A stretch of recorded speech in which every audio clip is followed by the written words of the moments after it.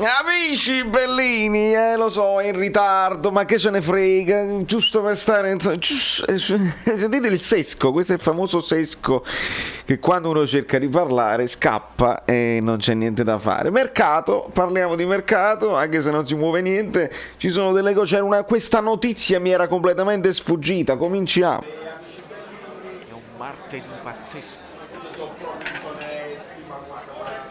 Rumori incredibili, rumori. Allora, signori miei, dobbiamo parlare di mercato, il discorso Insigne, insomma, resta lì appeso perché abbiamo sfogato contro notizie che ci sembrano più o meno veritiere, però, insomma, resterà appeso per tutto l'anno. Cribro Napoli 24, benvenuto, iscrivetevi al canale se siete capitati qui per caso, noi cerchiamo di fare un pochino di approfondimento tattico, Valerio Fluido da New York, gli amici bellini già lo sanno, ed è sempre martedì, quindi è inutile che ma quando mai è venerdì, no, buon martedì ogni volta. Di conseguenza, ragazzi miei, Insigne, la questione resterà appesa probabilmente tutto l'anno perché si intuisce, almeno io intuisco, che non ci sia volontà da parte del Napoli di rinnovare, almeno mi dà l'impressione la situazione, perché noi abbiamo detto dobbiamo rinnovare l'anno scorso, sì, finiamo prima la stagione, dobbiamo rinnovare Insigne, sì, facciamogli fare prima l'Europeo, dobbiamo rinnovare però Insigne, sì, facciamogli fare prima le vacanze, adesso stanno là e per un periodo di qualche giorno De Laurentiis era presente, Pisacane si stava avvicinando, Lorenzo era lì, non si è fatto questo incontro, allora mi dà l'impressione che non ci sia la volontà da parte del Napoli e forse anche da parte di Insigne a sto punto, veramente non lo so, perché quando uno si vuole incontrare poi nessuno li chiama, la bella telefonata, il silenzio stampa è finito, vogliamo essere chiari con i tifosi, difficile, quindi probabilmente, non essendoci questioni di plusvalenze e di minusvalenze, questo nuovo trend del mercato che non riguarda solo il Napoli ma un po' tutte le squadre, se il prezzo è pesante di ingaggio uno lo lascia là e poi lo lascia cadere, l'anno prossimo dovrebbero scadere insieme a lui, scade Mertens, insomma ti liberi di parecchi soldi anche se nessuno se li compra, però avresti potuto fare con una programmazione, magari con, non lo so, una programmazione diversa, un pochino di incasso per muovere anche un pochino il mercato. Ora, al di là del fatto che al Napoli servono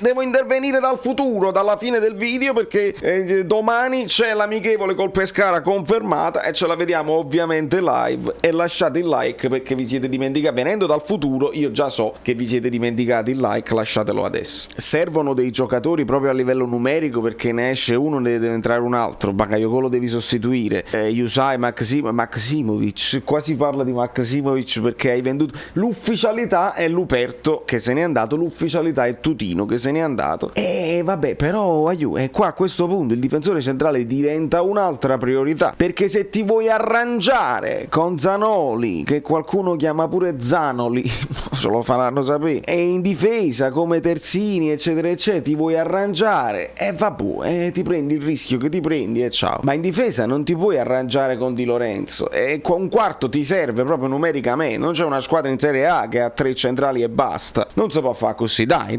Di conseguenza rispunta il nome di Maksimovic, che ha detto pubblicamente io tornerei, ho 4 offerte però tornerei a Napoli, aspetto notizie così, discorso strano, discorso che voi potete dirmi nei commenti se vi interessa, cioè se vi stuzzica quest'idea. Io vi dico la mia: Maksimovic sai quello che ti dà e sai quello che non ti dà, nel senso che lo conosciamo dentro e fuori, sappiamo che è un giocatore che alle volte fa anche grandi partite, alle volte viene preso in controtempo e non riesce a recuperare, qualche erroruccio lo fa, insomma non è stato uno degli acquisti più indovinati della storia del calcio Napoli, si può dire questo, per quanto è stato pagato dal Torino. Quando un giocatore va in scadenza vuol dire che il club non ci crede, e quando un giocatore in scadenza non trova una squadra di livello e si riоffre al Napoli, uno ci deve pensare. Allo stesso tempo uno deve pensare non possiamo rimanere senza nessuno, se non ci sono altri giocatori, se non esistono idee, se non ci sono altri svincolati, qualche giocatore promettente che magari fai crescere vicino a Koulibaly, niente, non si muove nulla. nulla, e a quel punto uno deve anche riflettere, magari conviene prendere un giocatore che conosci già, che conosce l'ambiente e conosce i compagni. Non lo so, mi dite voi nei commenti cosa ne pensate. Io non saprei decidere, non voglio stare nei panni di Giuntoli.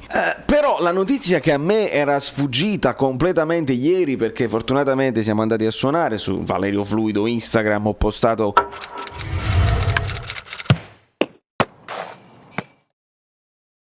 un paio di storie al riguardo. Era un posto bellissimo, Long Beach, che la Long Beach più famosa di solito sta a Los Angeles, ma c'è una Long Beach a Long Island, e proprio bellino. Sono sceso dalla macchina, l'odore mare, già mi sono emozionato, una specie di posto di vacanza, bellissimo. Insomma, a parte le cose di lavoro che non vi interessano, mi era sfuggita questa notizia che c'è un retroscena su UNAS. Ora, noi sapevamo dell'offerta del Monza, si parlava di 8 milioni subito, poi 8 milioni dopo, non so se come prestito più riscatto, più diritto di riscatto, più insomma qualsiasi fosse stata l'offerta del Monza, noi abbiamo saputo che UNAS aveva rifiutato, e sarebbero stati bei soldi, 16 milioni, anche se UNAS insomma è un peperino che ti può tornare anche utile, però con 16 milioni magari lo trovi il centrocampista per sostituire Bakayoko, non dico il terzino, non dico il difensore, ma almeno uno lo potevi comprare. Ma anche, sapete perché? Ma anche per uno sfizio proprio, il tifoso che non se ne frega nemmeno più di tanto della tattica, serve il giocatore con una certa caratteristica, anche per stuzzicare la fantasia, vi trovate? Un po'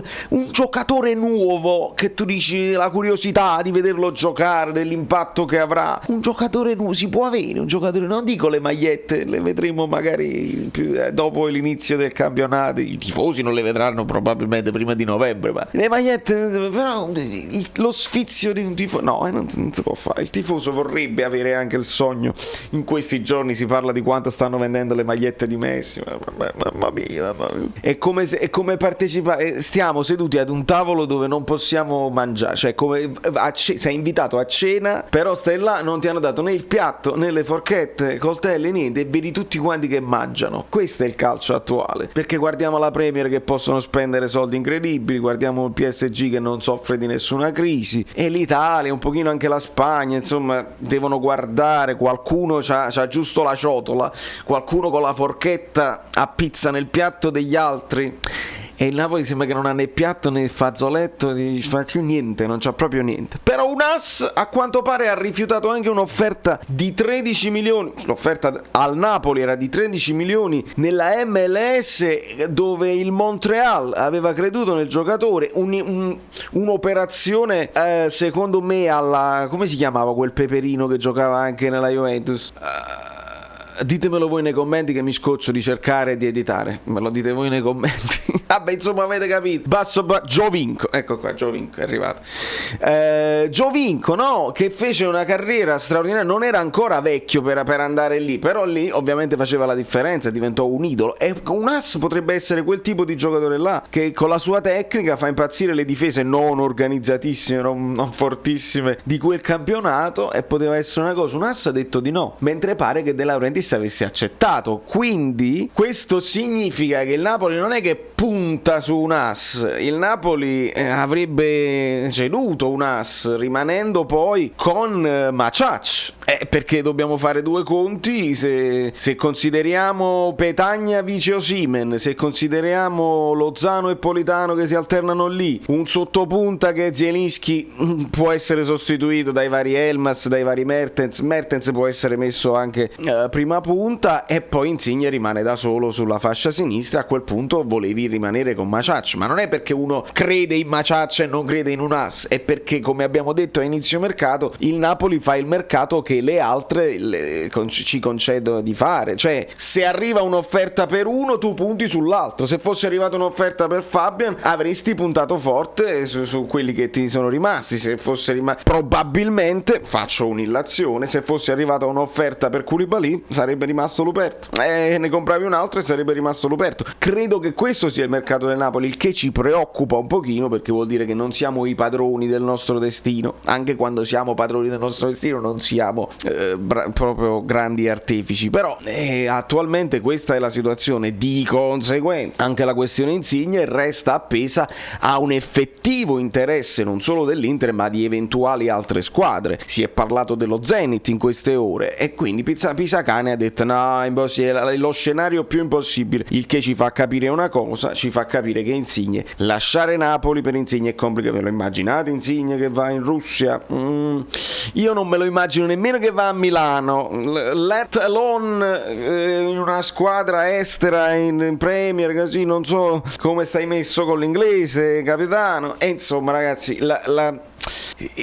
serve organizzazione, non sono cose che tu puoi fare in una decina di giorni, assolutamente. Allora, o ci sta pensando da un po' di tempo e se si conclude una trattativa vuol dire che Insigne l'aveva già programmata da tempo, oppure ci penserà tutto quest'anno e si arriverà a zero e se ne andrà dove gli sarà più opportuno, dove gli sarà più comodo, dopo aver organizzato con la famiglia, dopo averne parlato con la moglie, dopo aver parlato con i figli, perché lo sappiamo che Insigne è un uomo di famiglia e che ci tiene alla famiglia, lo vediamo sui social, e quindi non sarà una decisione che prenderà solo lui per la sua carriera, ma sarà una decisione generale. E poi tornare a Napoli è complicato perché dipende come ti lasci, insomma vabbè, lo sappiamo che poi ci saranno le schermaglie tra ADL e Insigne e si creerà questa tensione per tutto l'anno che Spalletti dovrà essere bravissimo a contenere se Insigne sbaglia un rigore, se Insigne sbaglia un tiraggino o una prestazione, cosa che lui fa raramente perché sono state poche, specialmente l'anno scorso, le partite che Insigne ha steccato. Ci dobbiamo includere Napoli-Verona perché è quella che ci ricordiamo meglio, ma ce ne sono state altre,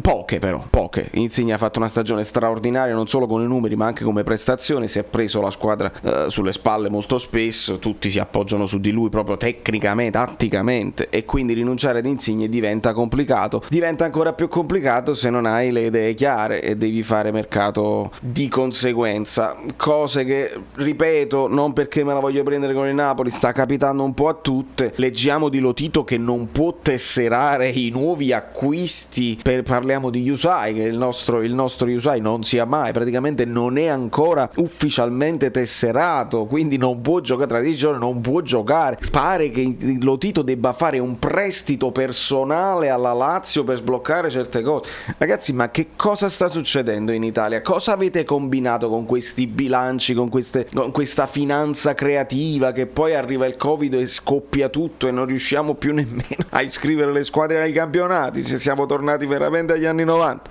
Ma è una situazione particolare. Fatemi sapere voi cosa ne pensate, come la vedete, perché quanto pare insomma il mercato non si sbloccherà, nuovi nomi non ne sono nemmeno usciti, nemmeno la fantasia di fare uscire nuovi nomi che noi possiamo poi smentire. Abbiamo saputo di questa cosa di un AS che non è voluto partire, è lui che non è voluto partire. Un AS, ci stai creando una problematica, probabilmente ce la prendiamo con un AS e un AS vuole giocare, c'ha il contratto, che ci vuoi dire? Da New York, Valerio Fluido è tutto. Domani, ovviamente mi sono dimenticato di dirlo all'inizio, facciamo un editing, domani c'è l'amichevole col Pescara confermata e ce la vediamo ovviamente live, e lasciate il like perché vi siete dimenticati, venendo dal futuro io già so che vi siete dimenticati il like, lasciatelo adesso.